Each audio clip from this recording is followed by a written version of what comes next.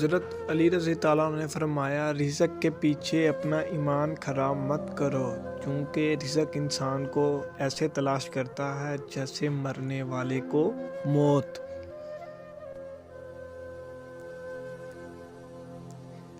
دوستی کا بھرم صرف وہ لوگ رکھ سکتے ہیں جن کے وجود میں سمندر جتنا دل ہو۔ دکھ میں کبھی پچھتاوے کے آنسو نہ بہاؤ، کیونکہ تم وہ خوش نصیب ہو جسے اللہ نے آزمائش کے قابل سمجھا۔ حضرت علی رضی اللہ عنہ نے فرمایا، میرے 5 باتیں ہمیشہ یاد رکھنا، بہت کامیاب ہو جاؤ گے۔ پہلی بات، اللہ تعالیٰ کے علاوہ کسی سے کوئی امید نہ رکھنا، کیونکہ اللہ پاک کے علاوہ کوئی ذات نہیں جو کہ تمہاری امیدوں کو پورا کر سکے۔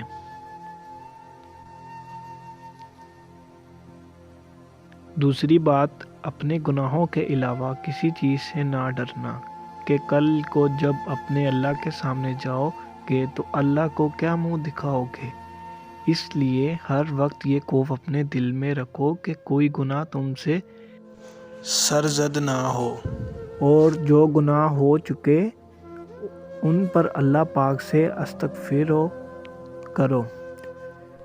تیسری بات یہ ہے کہ اگر تم سے کوئی ایسی بات پوچھی جائے جس کا تمہیں علم نہ ہو تو یہ کہتے ہوئے نہ شرمانا کہ میں نہیں جانتا۔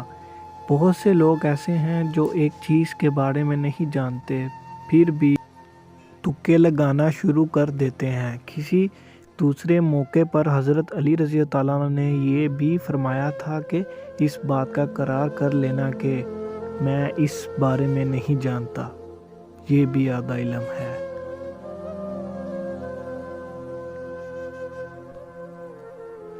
اور چوتھی بات یہ ہے کہ جس بات کا تمہیں علم نہ ہو تو اس کے بارے میں علم حاصل کرنے کی کوشش کرو اور اس کے بارے میں علم حاصل کرو۔ اور آخری بات یہ فرمائی کہ صبر کرو، ہر حال میں صبر کرنا انسان کے لیے بہتر ہے اور صبر ایمان کا حصہ ہے۔ بالکل یہاں تک فرمایا کہ صبر کا مقام ایسا ہے جیسے کہ بدن میں سر کا مقام ہے۔ معلوم ہوا کہ صبر کا مقام ایمان کے ساتھ بڑا گہرا تعلق ہے، اس لیے چاہیے کہ صبر کا دامن کبھی نہیں چھوڑنا چاہیے۔ جو ذرا سی بات پر دوست نہ رہے، سمجھ لینا وہ کبھی دوست تھا ہی نہیں۔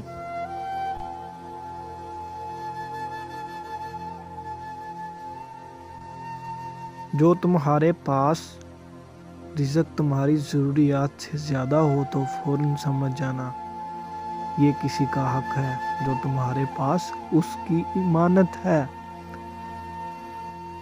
تم کسی کے ساتھ بلائی کرو، تمہیں اس کا بدلہ برائی کی صورت میں ملے تو سمجھ لو کہ تمہاری نیکی قبول ہو گئی۔